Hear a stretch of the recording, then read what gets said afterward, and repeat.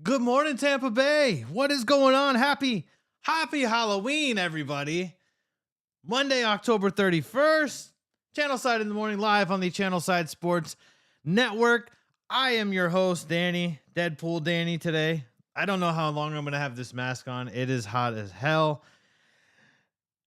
And I'm going to get pretty heated today talking about the Buccaneers as the trade deadline looms tomorrow at 4 p.m. But what is everybody doing? What are you guys up to? What's your favorite? I want to hear favorite Halloween candy, favorite costumes. I want to hear all of these things from you guys as we go along throughout the show. Just chime in, man. Just chime in.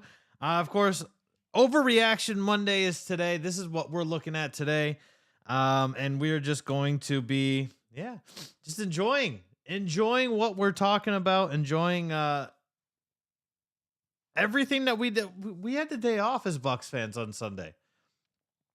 All we got to do is sit down, shut up, and enjoy the show. That's all we did. We got to enjoy everything that every snap of every game. What games did you guys watch? Or did you actually just take the day off? See, like I told you guys on Friday, for me, I didn't take the day off. I watched the Jags and Broncos. Sadly, I watched them. And then I flipped around through some of the 1 p.m. games, but I mainly watched the Dolphins and the Lions. It was a very high scoring game for the first half, and then typical Detroit Lions fashion, they just crumbled and they fell apart. And then kind of flipped around through the afternoon games and then capped it off with the Buffalo Bills doing exactly what we thought they were going to do, and that was win pretty routinely over the Green Bay Packers, who have way more questions than they have answers. And I'm just curious, do the Packers have more questions than we do as Buccaneers fans? Like, do Packers fans have, because I know we were both of our fan bases were very confident. Both of our fan bases were super confident heading into the season. Right? Like, that was one thing that I was well aware of, is heading into the season, both of our fan bases were very confident. I didn't think Packers fans should have been as confident as they were, but they were pretty damn confident heading into the season after trading Devontae Adams, which I still thought was very crazy. But I'm not entirely sure if I'm confident as a Packers fan, knowing that the Vikings have gotten off to this big start, knowing that we have all these questions, knowing that we're struggling on offense, we're struggling to move the ball in the passing game. Aaron Rodgers is calling out the young wide receivers, and they're just not having there's not much chemistry there, and they're just not having a very solid and positive outing, right? Like that's where the Packers are right now. The Buccaneers, on the other hand, we've got everything. I can't see any of my show notes, for the record. The only thing that we don't have, obviously, now we don't have Shaq Barrett, but the only thing that we didn't have before, realistically, was offensive linemen. We were struggling at the offensive line, and that's where we stood. We were having issues in the offensive line. Ryan Jensen went out first day of training camp. Aaron Stinney went out in the preseason. Chris Godwin came back from ACL. Obviously, they held him out for a couple weeks. Julio Jones missed a couple weeks. Leonard Fournette's been there. Mike Evans has been there. Tom Brady has been there. Maybe not mentally, but he's physically been there. Unless we're talking about, the 11 days in training camp, which is whatever. Tom Brady and Giselle, it was either Friday. I think it was Friday after the show. Finalized, they publicly announced their divorce, which I'm totally fine with them publicly announcing it. I think when you're in the public eye, like they are, you want to get ahead of it. You want to be the reason why you want to be the voice, right? You don't want TMZ to be the voice and be like, oh well, they got divorced, and it like when you're public figures like Tom Brady and Giselle, you want to announce it. So I know some people are like, oh, that's so stupid. They posted on their social media accounts, but I mean, I'm totally okay with that because you want to get ahead. You want to be the person that announces your divorce. You don't want it to come from somebody else. You know, like imagine when JJ Watt had to come out and talk about his heart condition, right? Because some news outlet decided that they were going to report that, right? Like to me that's just crap. You know, so for those people who are saying like, "Oh, I don't like that they post on their social media." You have to understand like this is the world we live in now. This day and age, this is where we are. And maybe this helps Tom Brady. You know, maybe now that it's finalized, maybe now that it's over, obviously it's going to take time to heal. You don't just like get divorced and you're like, "Cool, I'm all set." Right? Like you don't do that, but you have to think that okay, this is sort of in the rearview mirror. You know, as a football fan, like is he going to be able to come around? Is he going to be able to play and perform at Tom Brady level? Right? Now, I know that somebody's sitting here going, "Oh, but Tom Brady's leading the league in passing yards." And you know what? Deadpool Danny doesn't give a shit. Tom Brady is maybe leading the league in passing yards, but if I could read my show notes here, which I'm having a very difficult time doing in this Deadpool mask, he's tied for 17th in touchdown passes, and he's 14th in quarterback rating. He's also 15th in completion percentage. So no, Tom Brady is not playing well. He's giving you empty stats is what he's giving you. That's what he's giving you right now. He's giving you empty yards. He's giving you yards that are not converting into touchdowns. You know, whether they can't run it at the goal line, which we'll talk about that pretty damn heavily. Tom's DMs have exploded. Oh, I'm sure the thirst in Tom Brady's DMs right now, and hell, and in Giselle's, the thirst in those is probably ridiculous. Props. I'm glad that I could read that. And good morning to everybody that's in the chat. Thank you all for tuning in on this Halloween edition of Channelside in the Morning. Make sure you please hit that thumbs up button as you're watching. That lets people know that, hey, we're enjoying the show. You know, and hey, maybe other people will tune in. Maybe other people will enjoy the show as well. But Tom Brady's giving you empty stats, right? Like in the Detroit Lions fan base, this is everybody's gripe that was with Matthew Stafford. You're getting 5,000 yards, but you're not going anywhere. You're getting all these yards and you're not going anywhere. Now, maybe Tom Brady, because he's Tom Brady, some people feel that he is above that criticism.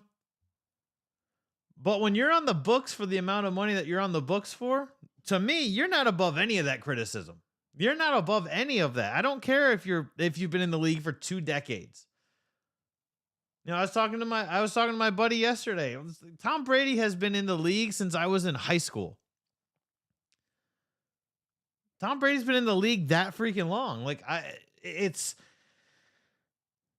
45 years old. He's looking more like a 45-year-old quarterback this year than he looked like a 44-year-old quarterback last year.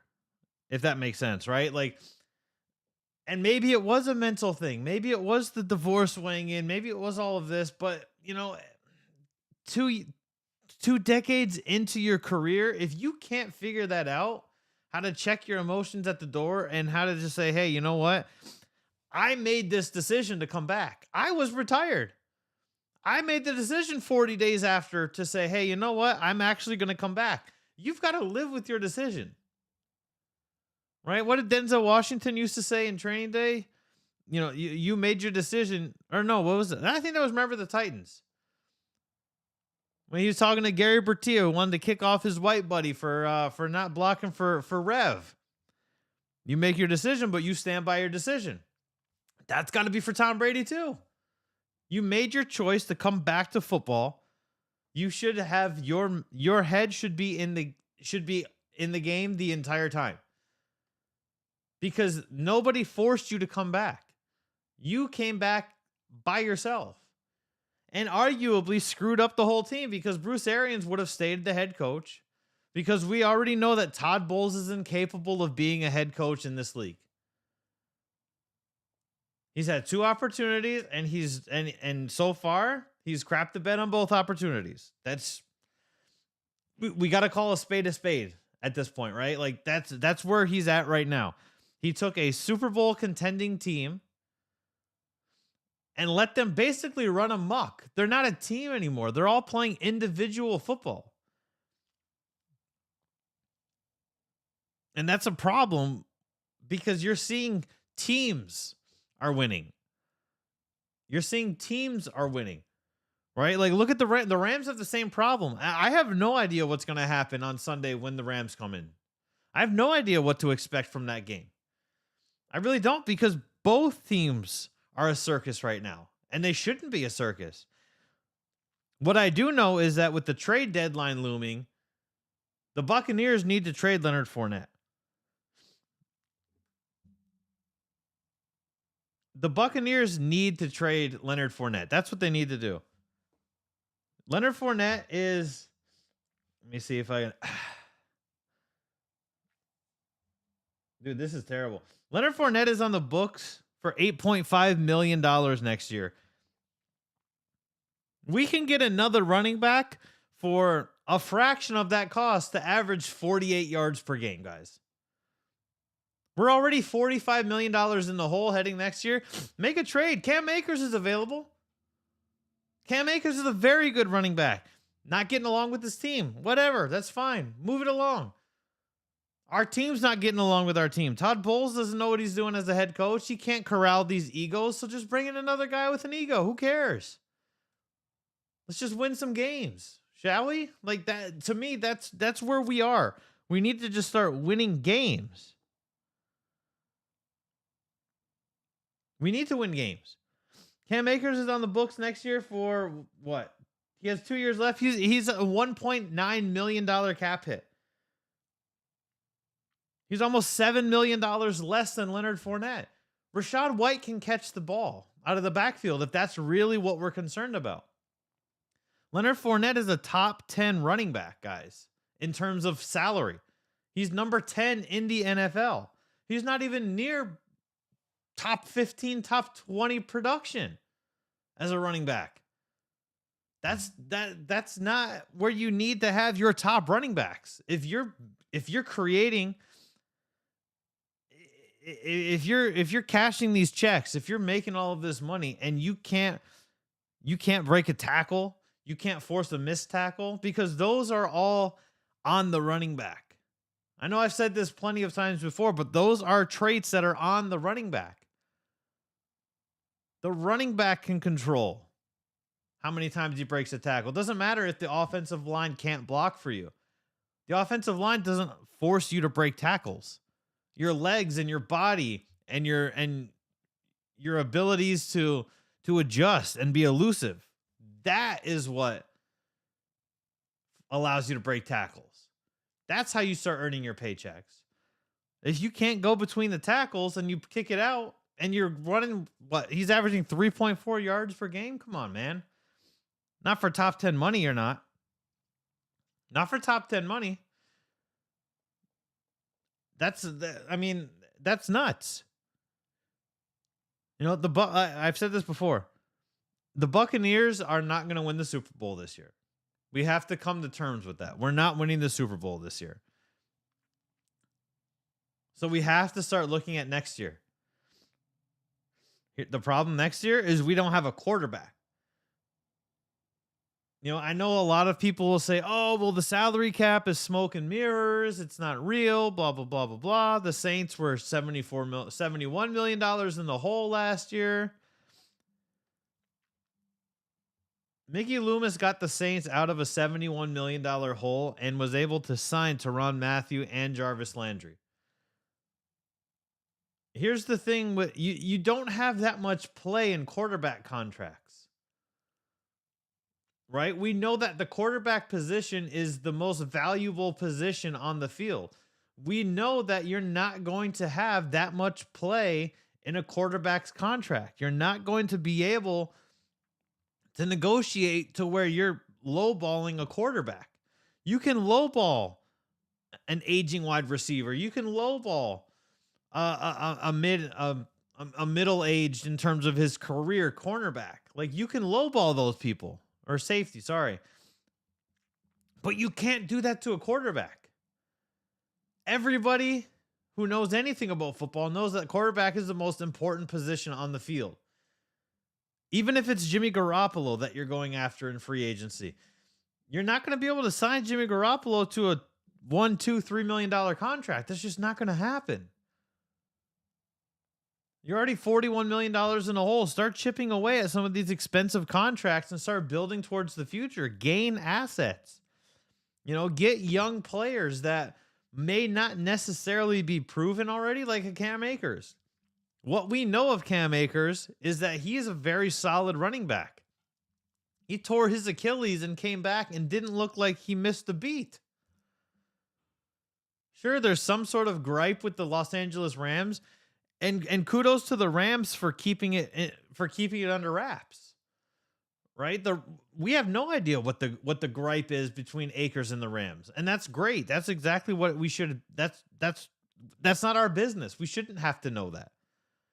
Now if somebody decided they were going to take to social media or whatever, then that's different. But where we are right now is that's not our business. And I know I keep using Cam Akers. I know like Kareem Hunt is going to be available. But when you've got a running back like Leonard Fournette and he's just not getting it done, and to the point where your team is just abandoning the run. That's what's happening with the Buccaneers. They're just abandoning the run altogether. Leonard Fournette's averaging 48 yards per game as a top 10 paid running back.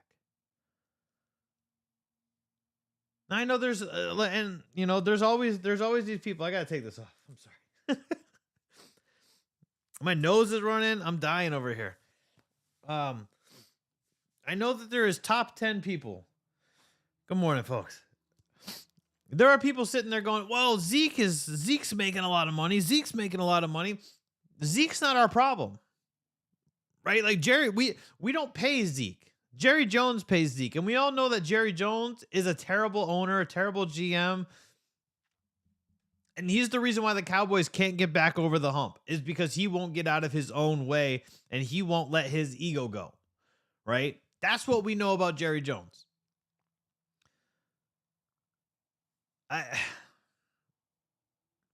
There's just so many problems with this Buccaneers team that are rearing their ugly heads. See, and this is the product of not having a good coach, right? Because Leonard Fournette last year wasn't running the ball well either, but we didn't care because we were winning, because Bruce Arians kept everybody in check. Todd Bowles, as the lead clown of the circus that we have here in Tampa Bay, he's allowing all of these things to happen. He's allowing fans to be upset. He's allowing us to start using our imaginations as to how can we just blow this team up. Top 10 money? I don't know. And let's be honest here, guys. If Tom Brady doesn't retire, do we really want another year with Tom Brady? A 46-year-old Tom Brady? Do we really want another year with him? I don't know if I don't know if I'm about that life. Honestly, I don't know if I could do another year with Tom Brady. I really don't. I know that's weird to say, but you got to remember, we didn't get Tom Brady 15 years ago, 10 years ago. We got Tom Brady now.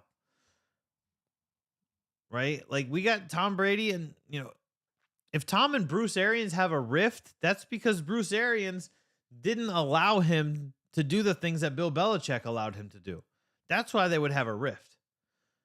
And if, I played this out on Friday. If we really want to try and clear the books from Tom Brady, fire Todd Bowles and bring Bruce Arians back. Because if there's really a problem between the two of them and you bring Bruce Arians as head coach, guess whose no trade clause automatically says, you know what? Yeah, I'm going to waive that. Tom Brady now says that. Now you can clear the books from him. He's already getting outplayed by all these other quarterbacks, and I don't want to hear about the yards. You've got 9 touchdowns on the season. I had somebody try to tell me over the weekend. They're like, "Well, the Bucks lead the league in drops." They don't. First of all, the Bucks are 4th in drops, which is still a lot, and they have 13 drops. You know who is the first? You know who the first team is in the NFL in drops? The Miami Dolphins with 16 of them. You know where Tua is? He's 1st in quarterback rating. He's 3rd in completion percentage, and he has 3 more touchdowns than Tom Brady does in 2 less games. So you can't tell me that, the Bucks are dropping passes. The Bucks are doing 15th in completion center for Tom Brady. Less drops than Tua, who's 3rd in completion percentage. Come on. We've got to get off of these. We've got to get off of these like weird tangents of, well, it's not Brady's fault. It's not Brady's fault. It is Brady's fault that he's given us empty stats. This is a 46-year-old quarterback. Going to be 46-year-olds next year. We got to move on. We've got to look ahead to the future, because this year is already over, which ties into my overreaction Monday here. Are the Buccaneers even the best team in the NFC South? They're the most talented team. I have no problem saying that, but I can't say that they're the best team in our division. We haven't seen them play team football for 7 weeks. For nearly 2 months, we have not seen them play team football. So how can we say that they're the best team in the NFC South? I can make the differential between best team and most talented team. I can separate those two. I know some people can't, and that's fine. But I don't think they're the best team in the NFC South. I think, honestly, the Atlanta Falcons are the best team in the NFC South. Team. The best team. Not the most talented team, but the best team. Because who do they have? Right? They've got Kyle Pitts. They've got Drake London, who's a rookie. And then who's their quarterback? Marcus Mariota? Outplaying Tom Brady. Desmond Riddler? Probably would outplay Tom Brady. Tyler Algier? Putting up better stats than Leonard Fournette. Cordero Patterson, before he got injured, was putting up better stats than Leonard Fournette. The defense for the Falcons is currently playing better as a unit than the Buccaneers defense. I don't know what happened to the Bucs defense. And I'm going to stand by that. Because you're watching blown coverages, you're watching all of these things that were not apparent and they were not there at the beginning of the season. This is what we're seeing now. The first 3 weeks of the season, you're sitting there going, God damn, this defense is going to win us the Super Bowl. We can score 10 points a game and this defense is still going to win for us because we're only allowing 7 points per game on average. I don't know what happened with this team. All I know is that over the weekend they sat idle on their hands. The trade deadline is tomorrow, and they need to make a change. They need to make a change. Shake it up. If you want to talk about overcoming adversity, if you want to talk about, who's going to step up, if you want to talk about leaders need to lead, if you're Jason Light, if you're the Glazers, if you are Todd Bowles, you're looking and you're saying, who are we going to make an example out of? Who are we going to trade? We're going to trade one of you guys away and you're going to be done. And that's it.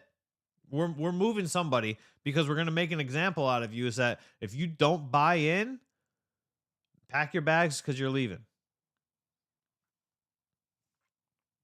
And that's exactly what they should be doing. It's exactly what the Buccaneers need to do. They need to do that so they can move ahead, so they can move forward, and they can progress and hopefully salvage something left in the season. Where the Bucks are right now, I think they could possibly squeak into the playoffs, but they'll probably lose in the wild card round. Right? Like I don't see any I don't see any other path. I don't see a path that leads to the Super Bowl right now. And everybody talks about, well, this during this 10-day break, they can figure it out. During this, they've got a 10-day break. It shouldn't be a break. We shouldn't be talking about a 10-day break. It should be a 10-day study camp. It should be a 10-day like after school program where you're just watching film and you're trying to figure out where exactly we're going wrong. What is happening? Where if you're Todd Bowles or you're Harold Goodwin or Byron Leftwich, you're sitting there and you're looking and you're calling out guys. You're calling yourself out. If you're Byron Leftwich, you're calling yourself out, saying, "Yeah, I'm calling some shitty plays right now." If you're Todd Bowles, you're saying, "I'm not really doing anything. I'm literally standing there like this for the whole game." And you're calling out Tom Brady. I don't think you're performing as well, Tom. What's going on? Was it the personal life? What is going on? How do we get you back to Tom Brady form? Leonard, why can't you break a tackle? Right? Like, well, Kyle, why can't you catch passes?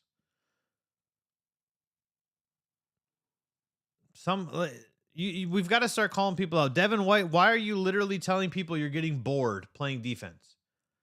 Go get bored somewhere else. We're paying you money. We're not paying you money to be bored. We're paying you money to play football, to play middle linebacker.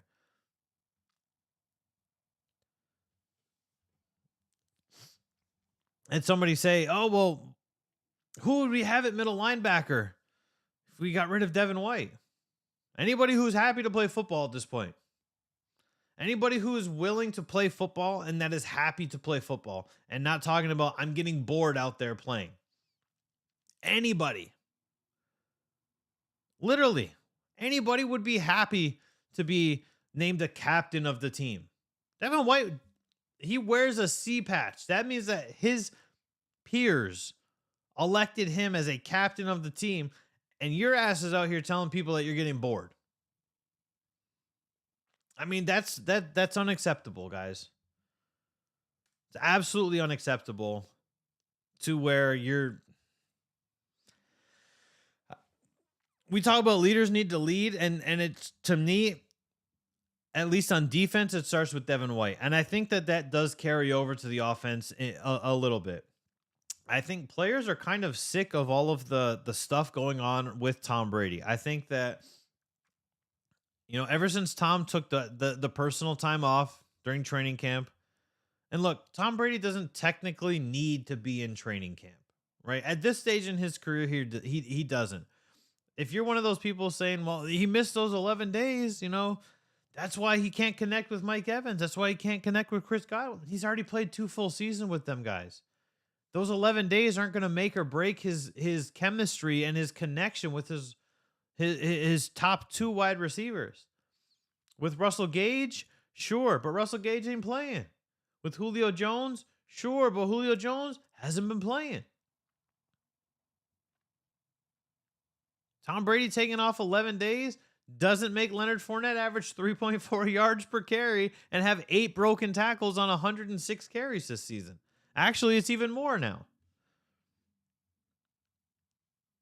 So those 3 days, we can't keep using the same regurgitated excuses.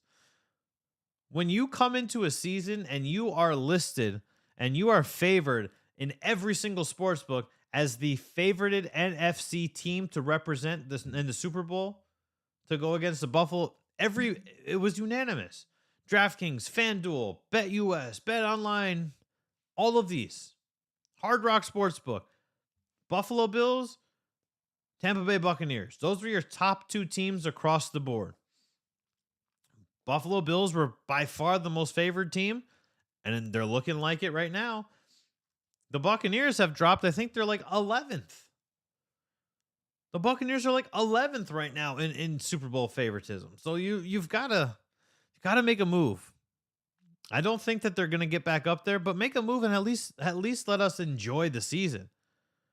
Right? Like at least let us enjoy the rest of the season. Cooper Cup hurting his ankle late last night in the fourth quarter. That could be a blessing in disguise. You never want to see a guy get injured. And as a football fan, like I want to watch Cooper Cup play football because he's a great wide receiver. I want to watch Cooper Cup play. Unfortunately, you don't always, it is what it is. Injuries do happen. But I want to see the best players play whenever I'm watching a game. I don't care if it's against my favorite team. It doesn't matter to me. I want the best players out there at all times because that's what entertains me. Yeah, Jay in the chat. We're not going to fire Byron or Todd and not make any trades. Yeah, we're going to go total Tampa Bay Rays here. We're going to go total Tampa Bay Rays, and we're just going to sit on our hands and not make any moves. We're going to underachieve for the remainder of the season, maybe make the playoffs, and then start next season $41 million in the hole with no quarterback. That's what's going to happen. It's not an overreaction. It's a likely scenario. That's what's, that's what's going to happen. This might be an overreaction. The Miami Dolphins have the scariest offense in the NFL. When Tua is playing. The Miami Dolphins have the scariest offense in the NFL. I've never seen a wide receiver duo that can combine for 10 plus and 150 yards plus damn near every game. When you know exactly what's going to happen. I've never seen that. And yes, I think the Dolphins have a scarier offense than the Buffalo Bills do. I love Stephon Diggs. Gabriel Davis has made me a lot of money on daily fantasy. But I would take Tyreek Hill and Jalen Waddle any day over them. Part of the reason why is because the Miami Dolphins can run the ball. Right? The Dolphins can run the ball. Raheem Mostert is the fourth fastest guy in the NFL, which, by the way, Tyreek Hill and Jalen Waddle are 1-2. And then Raheem Mostert is number 4, number 5. Chase Edmonds is in the top 15 in terms of how fast. Like, the Dolphins can run the ball, they can pass the ball, and Tua is as accurate as they come. Third in complete. I talked about it earlier. Third in completion percentage, first in quarterback rating on the season. Maybe his arm's not as strong as Aaron Rodgers, where he can't throw 45, 50-yard bombs, but whatever. He's getting it done. That offense is totally different when Tua's there. That offense is totally different when Tua is out there. And the Miami Dolphins are much better for it. The Bills are still the favorites, and I wouldn't put money on the Bills because they are the favorites to win the Super Bowl, which means you're just really going to make like $10. But you know what I mean? Like, the Bills are probably and likely going to win the Super Bowl this year. But the only team that could really spoil that would be if they meet up with the Dolphins in the playoffs. As good as the Buffalo Bills defense is, that Miami Dolphins offense is just absolutely scary. It is an absolute monster. Thank God I have Tyreek Hill on my fantasy. Oh, which, by the way, check in on my fantasy team. Thank you again, Jalen Hurts, and whoever dropped him. Thank you to whoever dropped Jalen Hurts so I could get my 4 touchdowns from him yesterday and still lose. Yes, and still lose. If Christian McCaffrey doesn't throw a touchdown pass yesterday, I win.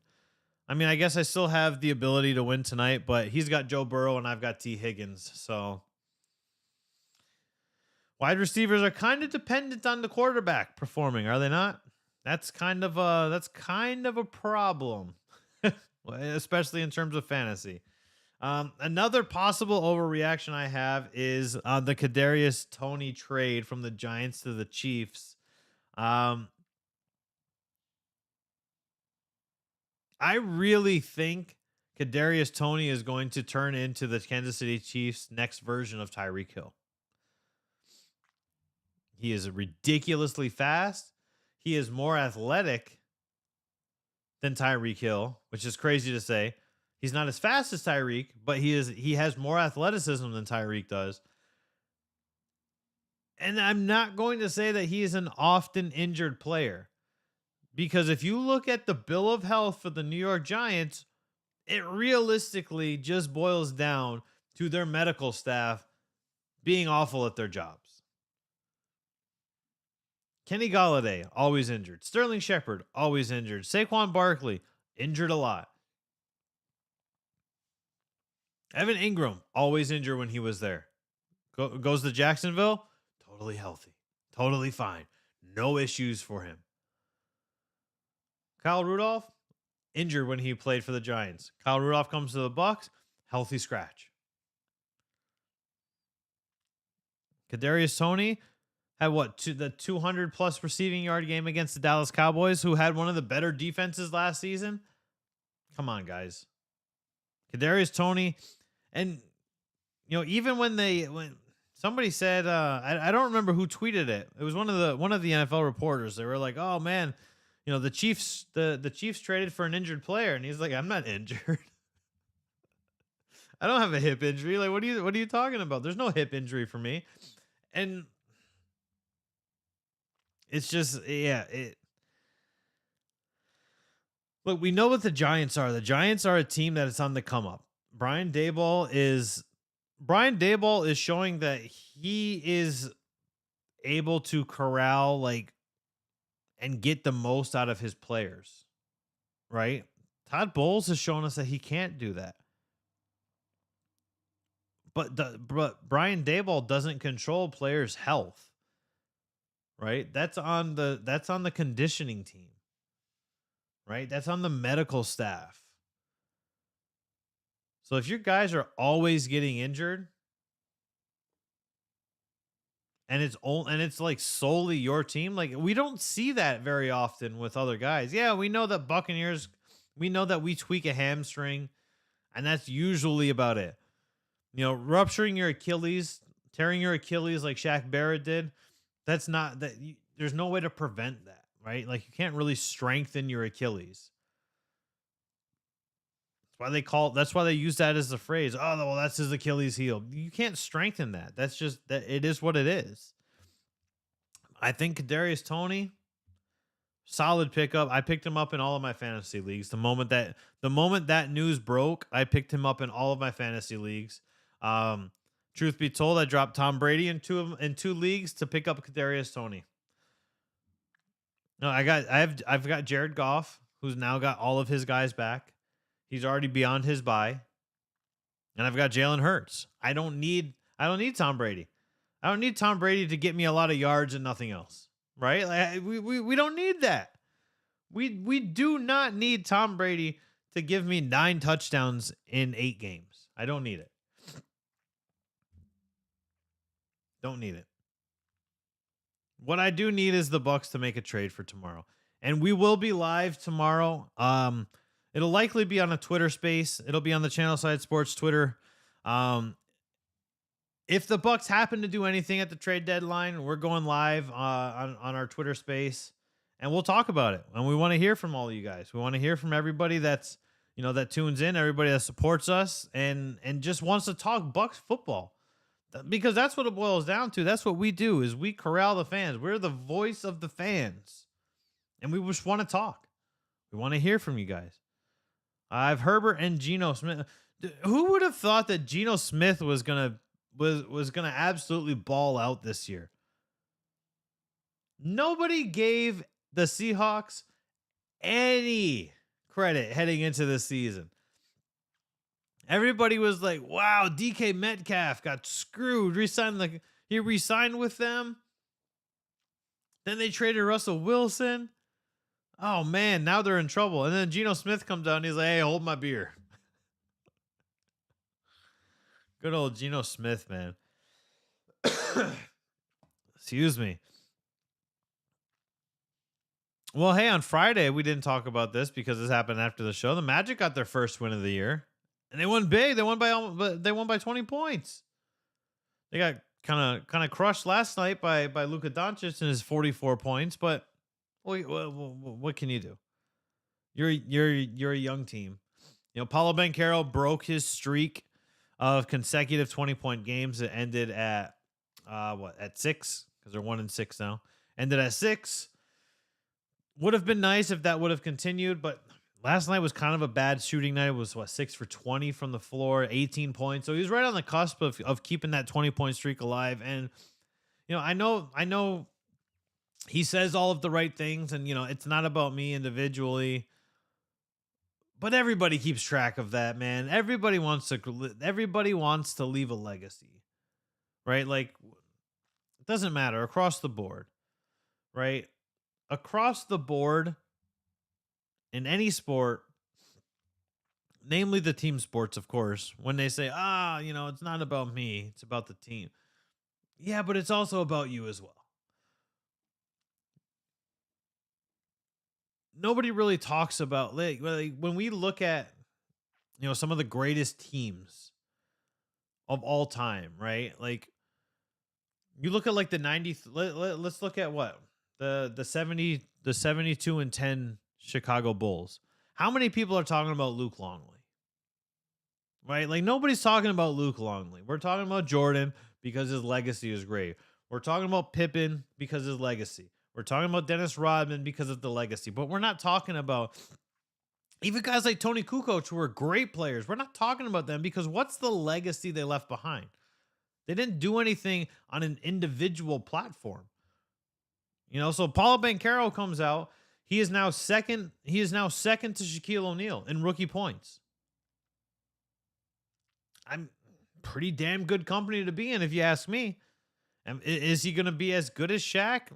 I don't know, but we damn sure hope so. I think Shaq was a one-of-a-kind player. I don't think we'll ever see anybody like Shaquille O'Neal again with that size, strength, and speed. I don't think we'll ever see anybody like that again. And I know people want to talk about, okay, well, we've got Zion. Zion Williamson could be that guy. I think, honestly, Zion Williamson reminds me more of Sean Kemp when he gained weight. And I'm not making fun of Zion for gaining weight. But do you remember when Sean Kemp got traded from Seattle? I think he went to Cleveland first before he came down here to Orlando. But regardless, he got traded from Seattle, and I think it was to Cleveland. And then he was just like, wow, you gained a lot of weight. He was still good. But he was a little slower. He was still jamming on people. He was still posterizing other guys. That's more of what Zion Williamson reminds me of. He doesn't remind me of a Shaquille O'Neal. Because he's not like overly powerful. Right? Like, Sean Kemp never really had to be powerful on the block. Whereas Shaq was going to back you down, and there was nothing you could do to stop him. Unless you were Ben Wallace. Ben Wallace was one of the few guys that could actually slow down and stop Shaq because he was just so strong. Hakeem Olajuwon early on in the 94-95 finals. Sure, I'll give you that one. But Hakeem Olajuwon just outplayed him. He didn't stop him because he was powerful. Hakeem Olajuwon was not a strong guy. He was lanky. But he was just a better defender, and he was a smarter defender than a lot of the other centers that were in the NBA at that time. So seeing Paulo Banchero come out and do what he's done is great. And that excites me, and I'm happy for it, and I'm ecstatic about what we've seen from Paulo Banchero. That being said, the Magic are still, they're getting bench points, which is good. They're finally getting some production from the bench, which that's realistically, that's all I've been asking for. Right? That's all that I've been asking for, is to see some production from the bench. And we're finally seeing it. But now, we're seeing it as they are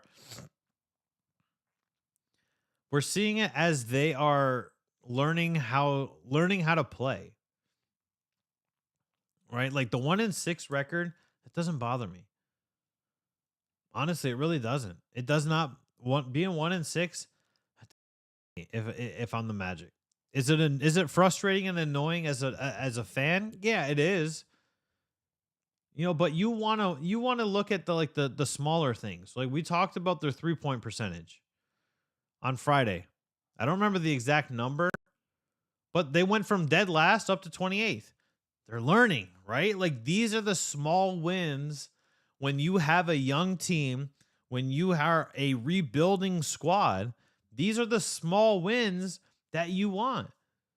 You want to go, okay, so you were 30th in 3-point percentage.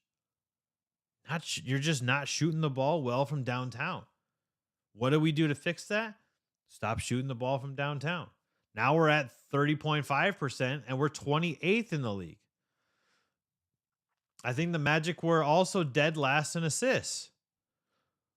Now they're second to dead last in assists, but it's the small wins. That's what we're looking for. This is where we want to be as we're essentially growing up, right? This is where we want to be if we are the Orlando Magic. I mean, I'm happy with the small wins. I'm going to do this real quick live as well. I think it's twitterpicker.com. As we're, I don't know, man. I'm just I'm really I might be more excited for a 1-6 Orlando Magic team than I am for a than I am for the Tampa Bay Buccaneers right now. Call me crazy, but I mean I'm excited where we're going with the Magic. I want them to continue to improve, and I want them to not waste Paulo Banchero. That's my big thing, is I don't want them to waste Paulo Banchero. So what I'm doing right now is I'm multitasking as I do this, and we're going to do the drawing live here for the Tracy McGrady jersey giveaway.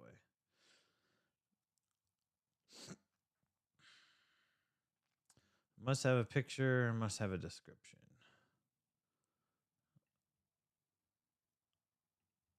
All right, here we go. We're going to hit this here real quick.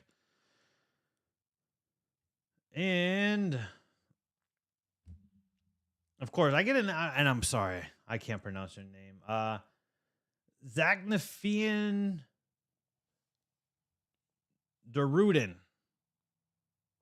You, sir, have won the Tracy McGrady jersey giveaway. I said, don't know. I apologize if I butchered your name. We'll tweet you. It's at Burke ERTURUL2. Why couldn't I get like at John Smith 1? It's too early. And I apologize. But hey, congratulations. You won your Tracy McGrady 2000-2001 Mitchell & Ness Orlando Magic jersey. We'll tweet you, have you slide in the DMs, get your address, and get that out in the mail to you as soon as possible. But hey, congratulations on the win. For real. I'm happy for you. And you where are you at? In Turkey. Okay. Cool. Congratulations. We're going global. Was that one of your burner accounts, Jay? That's where you get all your Bucks Report stuff from your burner account. But the the Lightning are back on the ice. They're at home tomorrow. They're playing. Where are they playing? I think they're playing the Islanders tomorrow. And we've just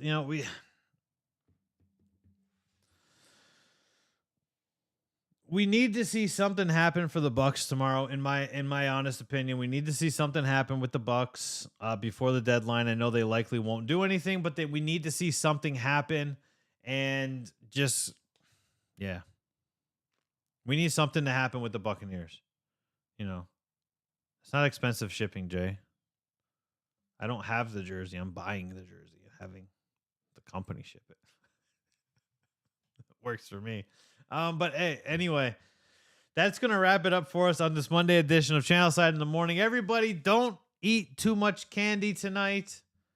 What are you guys doing for Halloween? I want to. I'll post it on my personal. I'll post it on my personal Twitter. I want to hear from you guys. What are you doing for Halloween? Does anybody got anything fun? What's your favorite candy? Are you dressing up? Roxy's going to be Darth Maul, which is pretty sweet. Um, and I'm going to be a Jedi. I look pretty luscious with long blonde hair. I'll post this up for you guys tonight. But everybody enjoy your night. Enjoy Monday Night Football if you're going to watch the Battle of Ohio between the Bengals and the Browns tonight.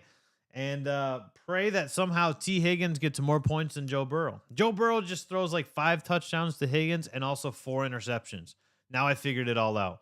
That's going to do it for us. Thank you for those who tuned in. Thank you for those who hit the thumbs up button. And hey, thanks to everybody that entered the contest, entered the giveaway.